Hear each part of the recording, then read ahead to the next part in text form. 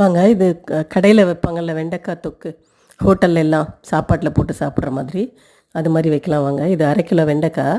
First வந்து வெறும் சட்டியில் போட்டு கொஞ்சம் நல்லா சூடு நல்லா ஏறுற மாதிரி ஒரு 3 நிமிஷத்துக்கு நல்லா வதக்கி எடுத்துக்கிட்டு, அதுக்கப்புறமா கொஞ்சம் எண்ணெய் விட்டு, ஒரு கரண்டி எண்ணெய் விட்டு மறுபடியும் நல்லா சுருங்குற அளவுக்கு வதக்கி எடுத்து வச்சுக்கோங்க. வச்சுக்கிட்டு அந்த எண்ணெயிலே அதோட இன்னும் கொஞ்சம் கூட எண்ணெய் விட்டு, கொஞ்சம் கடுகு, சோம்பு, கொஞ்சம் பெருங்காயம், வெங்காயம் எல்லாம் போட்டு தாளிச்சிட்டு, பச்சை மிளகாய் 2 போட்டுக்கோங்க.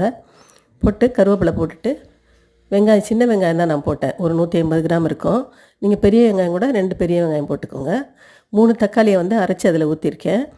ஊற்றிட்டு மிளகாத்தூள், மஞ்சத்தூள் எல்லாம் நல்லா தக்காளி கொஞ்சம் பாதி வதங்கினோடனே மிளகாத்தூள், மஞ்சத்தூள், வீட்டு மசாலா பொடி 2 ஸ்பூன் போட்டு, அப்புறம் வெண்டைக்காயை போட்டு ஒரு 1/2 டம்ளர் தண்ணி விட்டு மூடி வச்சு வதக்கி எடுத்திங்கன்னா சூப்பராக இருக்கும்.